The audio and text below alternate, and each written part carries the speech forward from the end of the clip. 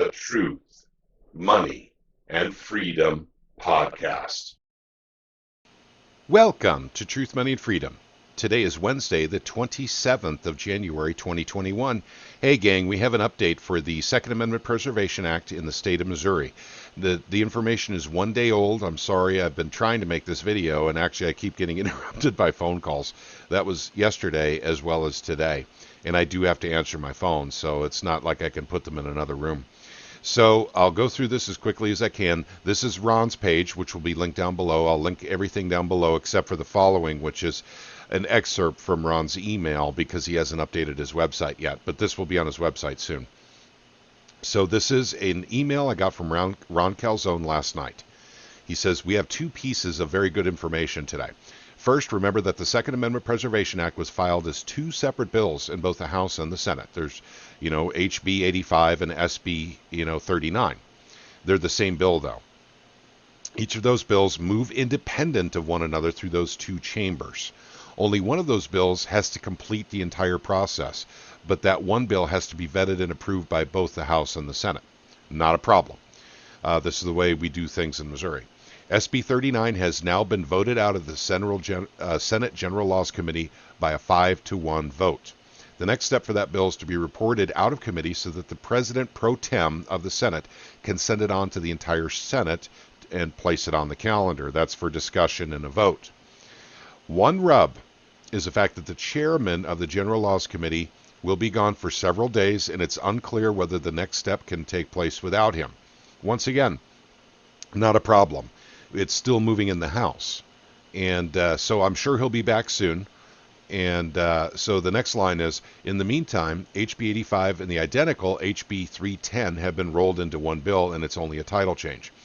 Guys, I didn't talk about this before because it's not really important, but when you have a very, very popular bill in Missouri, generally what happens is one representative who submitted the original bill, in this case Jared Taylor, and then another representative submits the same exact bill. I mean, word for word, and they get joined together. It's just a political thing because it's a very popular bill, and another representative wants to be known as a sponsor and not a co-sponsor of the bill. So now the bill HB 85 has two sponsors as opposed to just Jared Taylor, and the co-sponsors are not affected by this. So the hearing that's for that combined bill was held today, which was yesterday. There was no opposition, and we expect that bill to be voted out of committee very soon. So we're moving along at a pretty good clip here. It may be cold in southwest Missouri right now, and I know there's a lot of that white stuff on the ground here, but things are really heating up in Jeff City right now. So we have the actionable items. While we're waiting on the process, there are two things you can be doing. The first thing is, of course, check this list for your state rep's name. And, of course, Ron is referring to the co-sponsor list, which is linked down below. Everything's linked down below, gang. Check for your representative. Make sure they're a co-sponsor. Okay, and if they're not there, call him or her and ask them to join the over 56 reps who have co-sponsored HB 85. Now, actually, that number is 62 now. 62 co-sponsors on that. Once again, I mean, we're looking to get 90, 100. It'd be nice to have 100 co-sponsors. And then basically Ron's giving a link to that. And also, number 2, which is what I asked you to do in the last video I put out, call your sheriff. Tell him that we've discovered some erroneous information that was spread to sheriffs across the state. We're going to address that in just a moment. Ask them to contact me if they have any pause about supporting Sapa, and ask them to go here and read the facts, which is just to MissouriFirst.org, Ron's website. Stay tuned for more in the near future. In Liberty, Ron. So thank you, Ron, for the email, by the way. And let's talk about a few of these things here. Now, everything's going to be linked down below. We have the usual cast of characters. We have Ron's website. We have Aaron Doerr's Missouri Firearms Coalition, which I am a member, by the way. I am a member of the Missouri Firearms Coalition. And then also, the co-sponsor list, the actions list. You can see here that yesterday the public hearing was completed for HB 85, so you can follow the bill along on this site as well. It's good to bookmark this one. And then we have the list of, or the roster of representatives. So you have their telephone numbers, you have their names, so you can actually give them a call and talk to them about co-sponsoring SAPA. We also have the Missouri list here. I'll include that, but I'm not asking for anything on the Senate side at this time. The House side is where we need to focus, gang. And of course, the PDF for the Second Amendment Preservation Act for several reasons. The most importantly, so you can read it. You know what bill is actually going through legislation right now. But also, so if you're not in the state of Missouri, please print this out, hand it to your representative in your state, and say, give me this. Just retype this document so it's for our state, and please submit it for into a committee in your state. The Second Amendment Preservation Act is for everybody. It's not just for Missouri. Everyone can do this. Okay, now we're going to move on to allaying fears. Allaying fears. So here's an article that was actually a copy and paste right from KY3, which is one of our local news affiliates here in Springfield, Missouri. And it's 2 Christian county lawmakers introduce firearms bills in the legislature. And I'm going to read some of this because I want to talk about the fears that just are unfounded. And now I could talk about my sheriff, Brad Cole, because we have words from his mouth. And I respect the man. I respect, his office. But I don't agree with him where his fears are. So 2 bills in the Missouri legislature would further ease restrictions for gun owners. Representative Jared Taylor and Senator Eric Burleson, who both represent Christian County, which is my county where I live, introduced the bills. One of those bills, HB 85 and SB 39, is the Second Amendment Preservation Act. Representative Jared Taylor said this will prevent police and deputies in Missouri from enforcing federal gun laws, even if the federal gun laws become stricter than what they are now. So here's a quote. We've been told numerous times that Joe Biden is in favor of making changes to the Second Amendment rights. Representative Jared Taylor says, with those concerns and concerns that we've had in the past with other presidents, we want to make sure that Missourians, we're protecting the Second Amendment right. And thank you very much, Jared Taylor, for caring about my Second Amendment rights, because apparently my folks in Washington, D.C. don't really care about them. In fact, they're trying to take them away. And can they really do that? I mean, those rights are given to us by God, but they're still trying to take them away anyway. Okay, here's where we're going to start allaying fears, gang. These are the arguments against the Second Amendment Preservation Act. Owner of Cherokee Firearms, Nick Newman, says he appreciates what Taylor is doing, but he doesn't know if it'll be able to happen. Now, this is a quote, from the firearms dealer. In our industry, the federal government has final say about what's allowed and what is not allowed, Newman says. While he supports the right to own a gun, okay, hang on, I'll get to Brad Cole in a second here. FFL dealers. Let's take a look at this real quick. That's a federal firearms license, and this does not affect them. They can still have their FFL through the federal government as long as they follow federal government guidelines. So if the federal government says you can't sell AR-15s anymore, they can still have their business and not sell, if I've said it right, AR-15s or AR-10s. Or if they say, hey, listen, you can't have, more than, 10 bullets in a magazine, and that becomes a federal law. The FFLs can still follow all those and still have their business. So this thing, by the way, I'm not going to pick on Cherokee Firearms. They're great folks. And I've talked to several FFL dealers in Missouri in the last year, and actually several is kind of understatement. I've talked to many of them. The problem is they seem to be under the impression that the Second Amendment Preservation Act would somehow, boom, shove a wall between them and the federal government for being able to sell firearms. This is not true. The federal government will still be in control of anything the FFL wants to do. So they can still have their business, they can still have their license, they can still follow the federal guidelines. It doesn't affect what the Second Amendment Preservation Act is doing. The Second Amendment Preservation Act is just putting walls up so that the federal government can't come in the state of Missouri and use our sheriff and the deputies and our local police officers from doing any type of work, for enforcing anything Second Amendment, because we'll have different rules. We'll have different laws than the federal government does for enforcement of the laws. It has nothing to do with the sale of whatever. That may be dealt with later, but they could still have their business. So at any rate, I find that fear really unfounded, but I understand that this is their business, their livelihood, and they don't know, they don't understand, what's coming next. But FFL dealers, if you're watching this video, don't worry. You'll still be able to have your license. You'll still be able to work with the federal government on what you can or cannot sell. And if you want to stay with the federal government, maybe we'll have our own equivalent of an FFL in Missouri after a while, and then you'll want to jump on board that one. I mean, I don't know.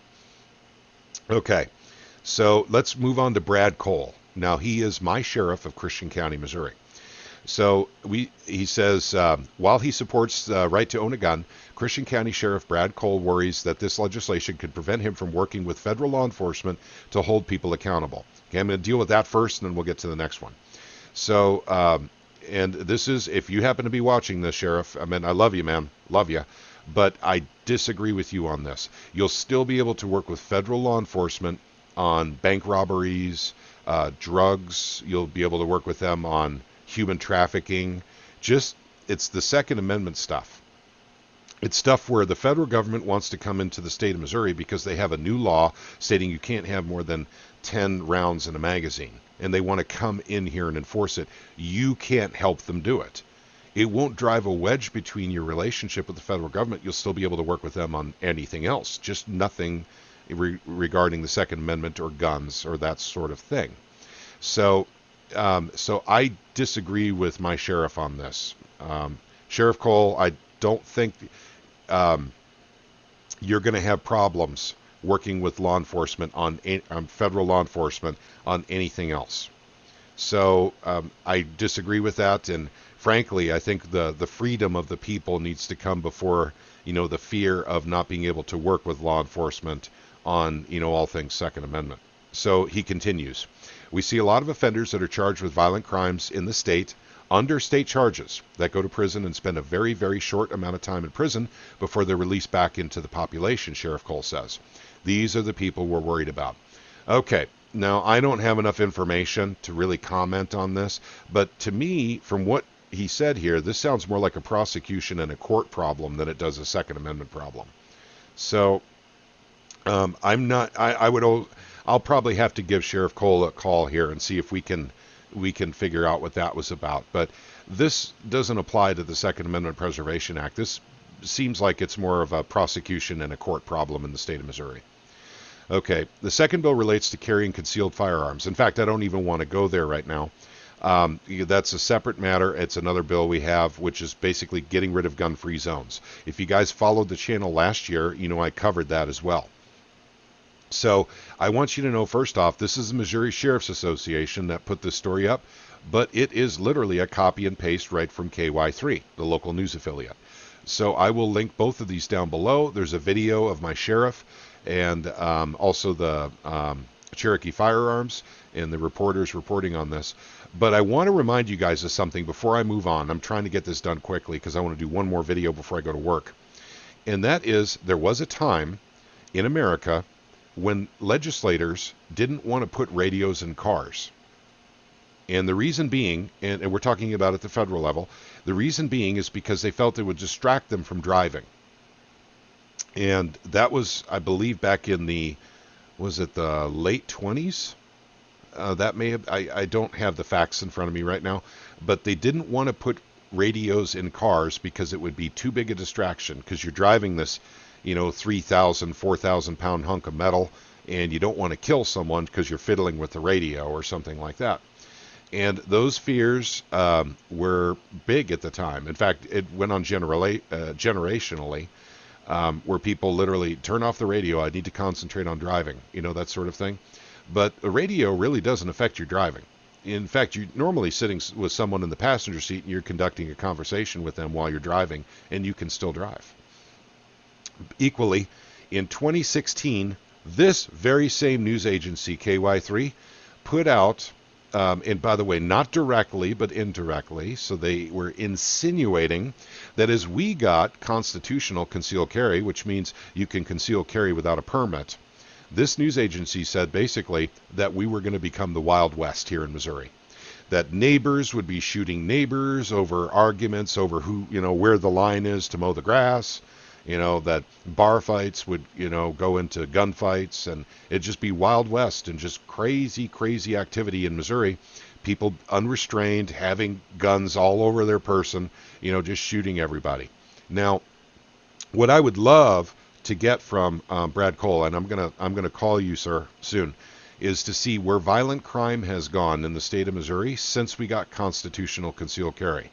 Because by all the information I have, it's gone down about 60%. So violent crime is going down since we had concealed carry. And there's no other major law that could possibly affect that unless other, people just decided they didn't want to be violent criminals anymore. Maybe they became Christian. So those are the two possibilities in my mind. Constitutional concealed carry, or bad guys suddenly became good guys. And those are the two possibilities. So we need to remember this. Constitutional concealed carry is very important. We're going to get to that in a second here.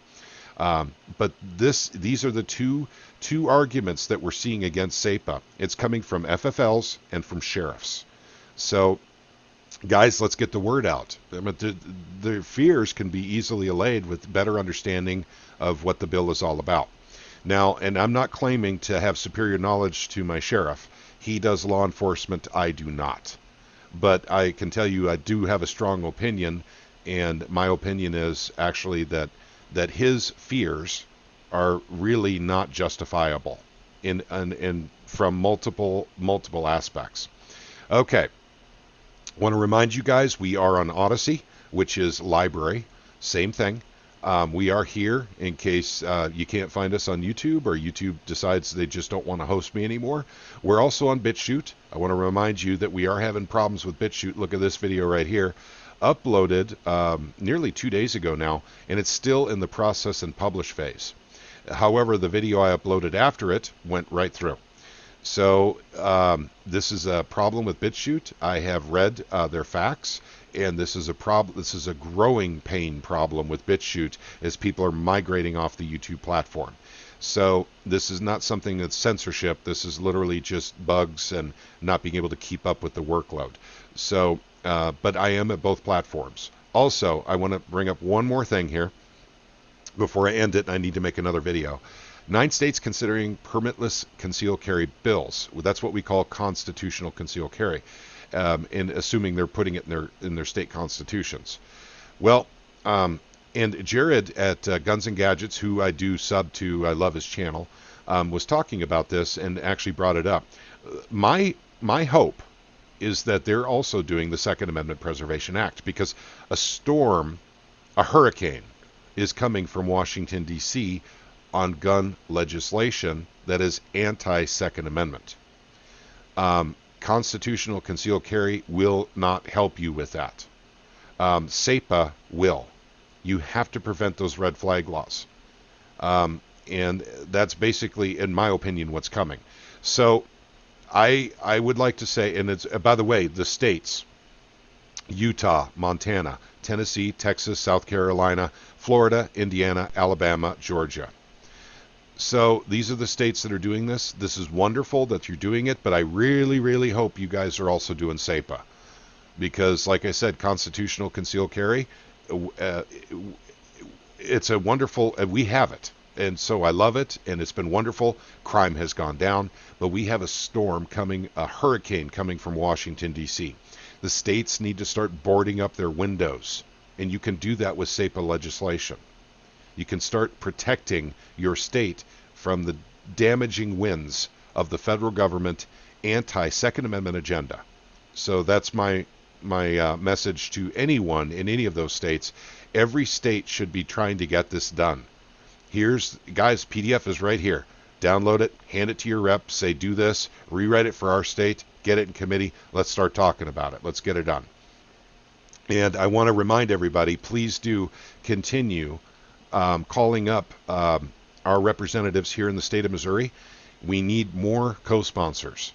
We need more. We need to continue making phone calls. I'm remiss because I've only made 27 phone calls yet.